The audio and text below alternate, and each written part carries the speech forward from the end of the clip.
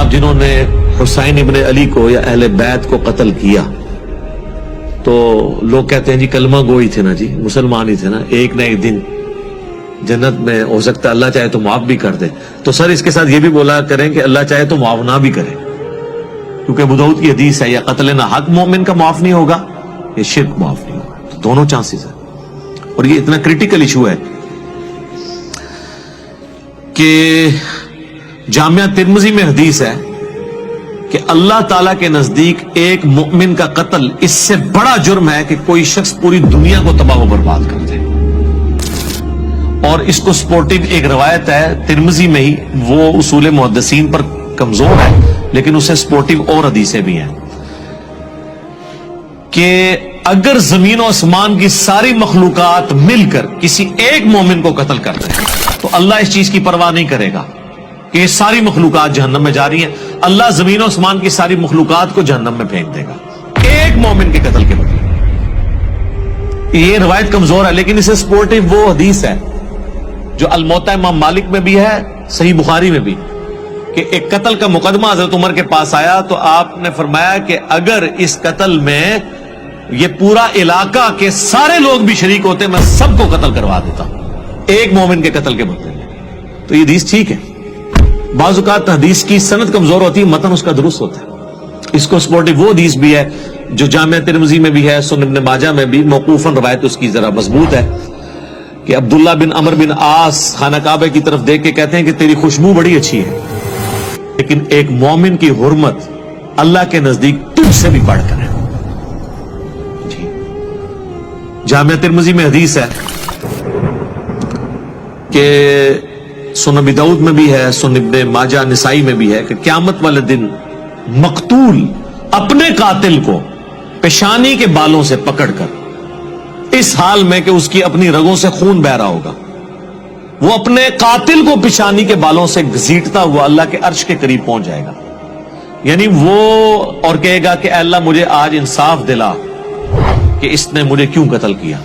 یعنی وہ مقتول کا اتنا حق ہے کہ وہ اپنے قاتل کو گھسیٹ کے لے جائے گا. اور اس کا ایک طریق جو سنن نسائی میں ہے اس میں آگے الفاظ ہیں، وہ صحابی کہتے ہیں کہ اے حکمرانوں قتل پر ایک دوسرے کی معاونت مت کرو. یعنی خصوصاً حکمرانوں کو کہا گیا ہے کیونکہ حکمران ہی اپنے وسیع تر مفادات کے اندر دوسرے لوگوں کو قتل کرواتے ہیں، ان کے پاس چونکہ اختیار ہوتا ہے. یہ کتنا کریٹیکل ایشو ہے. اس طرح کی کئی ایک حدیثیں ہیں جو یہاں پہ بیان کی جا سکتی ہیں. ایک اور حدیث جو بخاری اور مسلم دونوں میں موجود ہے، بڑی مشہور حدیث ہے، یوم النحر کا خطبہ.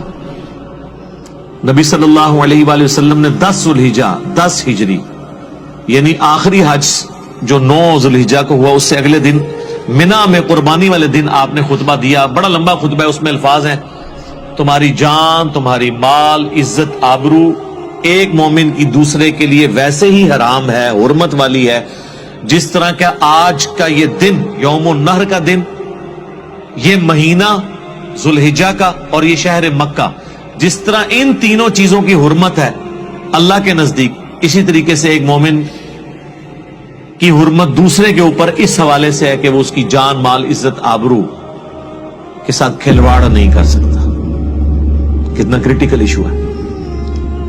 تو اسلام احترام جان، احترام مال دونوں کے حوالے سے بڑے سٹرکٹ قوانین اسلام کے اندر ہیں. اس لیے قتل ناحق کے حوالے سے اتنی سخت احادیث موجود ہیں.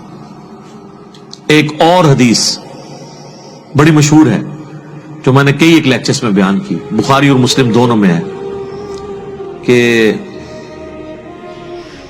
سیدنا اسامہ ابن زید کہتے ہیں کہ ایک جنگ میں لڑائی کے دوران ایک کافر جب میری تلوار کے نیچے آیا اور اسے لگا کہ میں اسے قتل کر دوں گا تو اس نے کلمہ پڑھ دیا. میں نے پھر بھی اسے قتل کر دیا. ظاہر ہم بھی ہوتے تو یہی سمجھتے کہ ڈر کے کلمہ پڑھا اس نے، لیکن کہتے ہیں میرا ضمیر مجھے ملامت کر رہا تھا، گلٹ تھا میرے اندر. میں نے آپ صلی اللہ علیہ وآلہ وسلم کی خدمت میں آ کے عرض کیا، اللہ کے رسول اس طرح ایک لڑائی کے دوران ایک کافر جب میری تلوار کے نیچے آیا تو اس نے کلمہ پڑھ دیا تو میں نے اسے قتل کر دیا.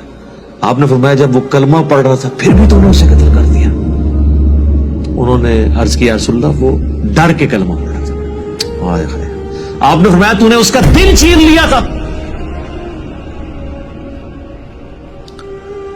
جان کی مان پاؤں تو عرض کروں, لوگ تو کہتے ہیں کہ بزرگ جو ہیں دلوں کا حال جان لیتے ہیں, اور پھر ہمیں وہ ایک پوری سٹوری بنائی ہوئی ہے کہ جی کم سے کم صحابی بھی جو ہے نا درجے والا, اس کے گھوڑے کے قدموں سے جو خاک اڑ کر گھوڑے کے نتنوں میں بیٹھتی ہے اس کو بھی کوئی غوث کتب ابدال جو انہوں نے اپنے ایک کہانیاں بنائی ہوئی ہیں کلندر نہیں پہنچ سکتا. تو جب اسامہ ابن زید جیسا جید صحابی وہ یہ کہہ رہا ہے, اس سے نبی علیہ السلام پوچھ رہے ہیں کہ کیا تو نے اس کا دل چیر لیا تھا, تو اس کو کہنا چاہیے یا رسول اللہ بالکل, جب میرے گھوڑے کے قدموں کی خاک کے برابر بھی جو لوگ نہیں ہیں وہ لوگوں کے دلوں کے حال جانتے ہیں تو میں تو پھر بہت بڑا بزرگ ہوں. اس زمانے کی کہانیاں نہیں سناؤں ہیں جناب, نہ بنتی ہے نہیں, سب کہانیاں بنائیں گے. پھر نبی علیہ السلام نے فرمایا اسامہ تو کیا کرے گا جب وہ شخص کلمہ پڑھتا ہوا اللہ کے حضور تیرے خلاف مقدمہ قائم کر دے گا. اور یہ جو جملہ ہے نا اسامہ تو کیا کرے گا, یہ حضور ریپیٹ کرتے رہے, اسامہ تو کیا کرے گا, اسامہ تو کیا کرے گا, اسامہ تو کیا کرے گا, حتیٰ کہ اسامہ ابن زید کہتے ہیں میری خواہش ہوئی کہ آج سے پہلے میں کافر ہوتا, آج ہی کلمہ پڑھ کے مسلمان ہوتا, کم از کم میرا یہ گناہ تو دھل جاتا.